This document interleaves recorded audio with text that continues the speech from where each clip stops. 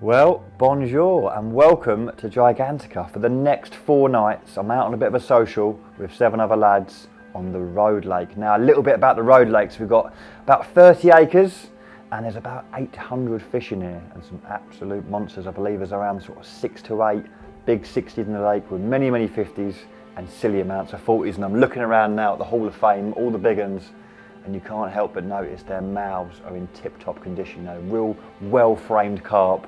And I'd love to get my hands on any one of these. But yeah, I'm going to be fishing in the Turtles. That's the swim I've chosen, and it commands some fantastic water. They spend a lot of their time in this triangle, they call it, in between T1, Turtles, T2 even, and a little bit of shingles. But at this time of the year, they really could be anywhere. You know, they could be up in the beach, along billies.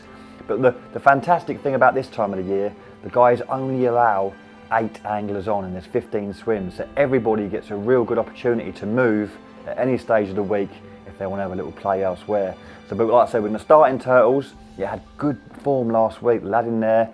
Didn't do so well at the beginning of the week, but towards the end, he had a 51, a new 50-pound common for the lake that is, and I believe a nice 40-pounder as well. So the swim's got good form. We're going to start in there and hopefully get one of these big uns. But if we've got to move, or look for fish elsewhere, you know me, I'm quick on my toes and I'll be straight on them. But let's get the net and the mat, get round there and get some bait out.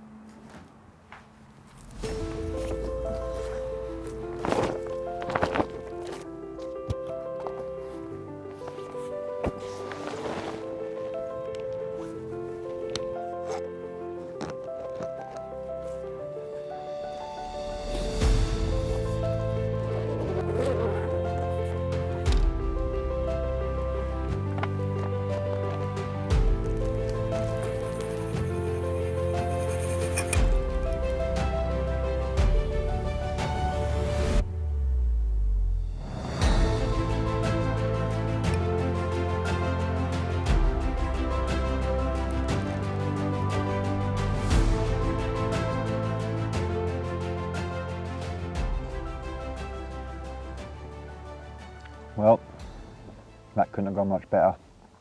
You know, we're sitting here now with 3 rods out, looking over a lake full of absolute lumps, and yeah, there's 3 solid bags right on that dot island. I'm going to smash this and get, I don't know, 12 or 15 super accurate spoms of that hemp, corn and maize. And fingers crossed, one of them absolute monsters jumps on the end tonight. I'm feeling confident.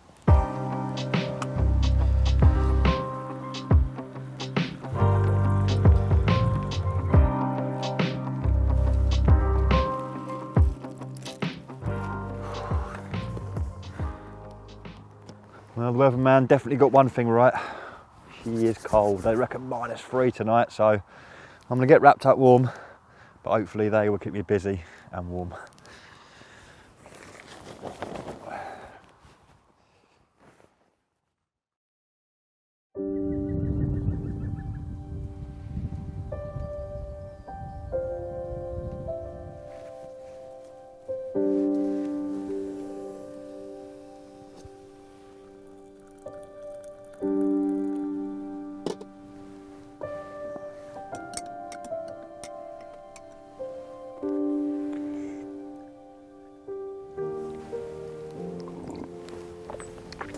Well, good morning and welcome to a rather chilly Gigantica road lake. Them temps did get down last night. The weatherman was right, about -2, -3, but it hasn't stopped them feeding. Not in my swim, unfortunately, but my good friend Dan in the beach has had 5 last night, and one of them sounds like a very good fish, so well done to him.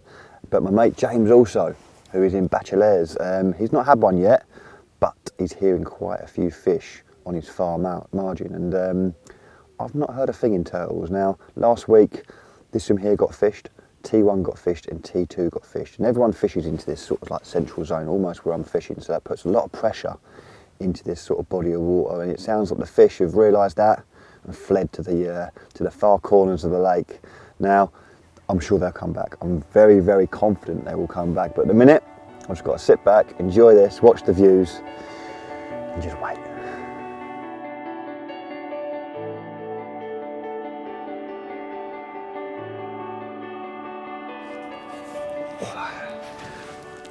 Well, a slight change of plan. I've just been round to the beach to congratulate Dan on his lovely 41 pounder this morning.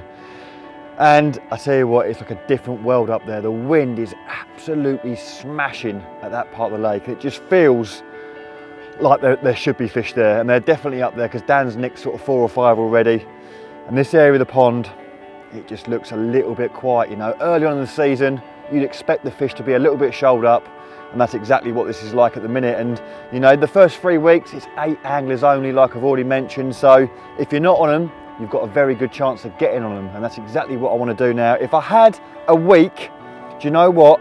I probably would stay put, stick to my guns, and wait for them to move. But with only 3 nights to go, I can't take that chance. I need to get myself on the carp and get one under my belt. So yeah, get this lot packed down, get over there, and see if we can get amongst some of the action, eh?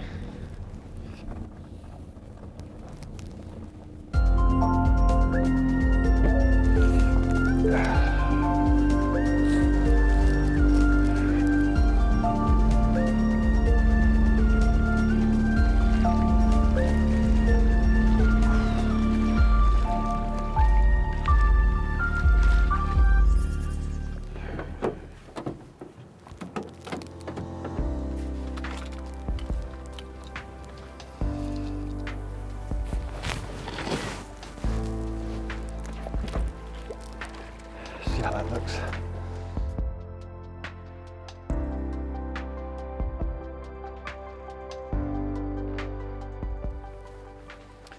Well, that is us all ready to rock and roll in the Decoy. Does half look good round here. That wind is pumping into the bund, and I'm going to be fishing off the back of the bailiff's advice. You know, these fellas here are here full time. They know exactly where all the marks are, which makes it a lot easier for yourself and me in this situation. Now, they told me 14 wraps straight towards the Christmas tree and slightly left on the 4 sort of mini populars. So that's what I'm going to do.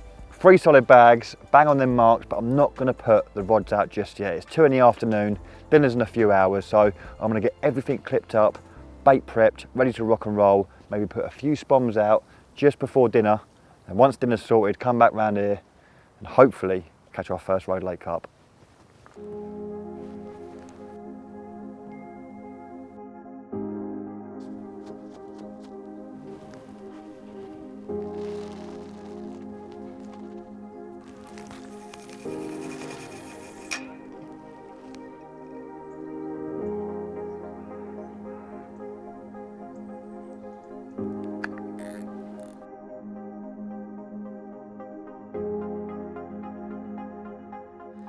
Well, the rods are once again absolutely plumb on the money, albeit in a different swim.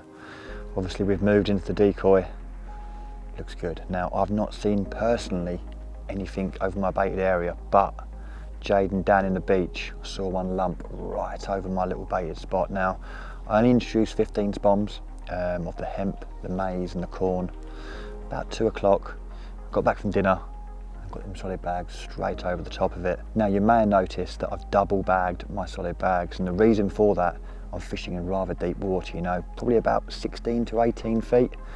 Anything over 12 foot of water, and I'll start getting a little bit of doubt creep in my mind that, you know, my solid bag may not reach the bottom before it melts. It's not just the time it takes for the bag to get to the bottom, it's the pressure when you get into the deep waters. You know, the pressure on that bag, it will get halfway down, it'll just pop, and I'm not fishing, you know, that solid bag. But if you double bag them, I guarantee you that bag will get to the bottom. They probably take 2 or 3 minutes to melt.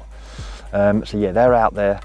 It's looking nice. I've not seen anything show, which is always a bit of a confidence boost going into tonight. It's nice to see a couple show in your area, but I'm confident, and that's the most important factor. It looks like we're on for another cold night. They reckon -3.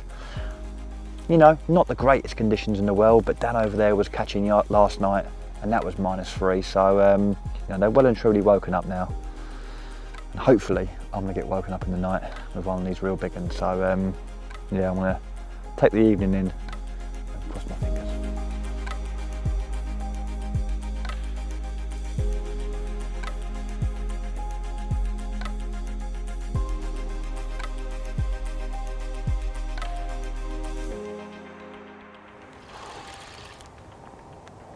Well, here we go. The moment we've all been waiting for. absolute ripper. I think it's about 3 in the morning. I've just literally woken up about 10 minutes ago. Looked at the clock. I thought it was quite early still, but no, it's fairly late into the night. I'll tell you what, it's half cold. The right hand rod. And what a bite that was. My spool was literally spinning. Just come in now.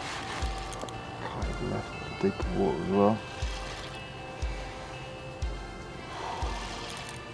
Yeah, I woke up about 10 minutes ago and you're sort of just like up, trying to listen for a few. Didn't hear nothing. And the old Delkin just went mad.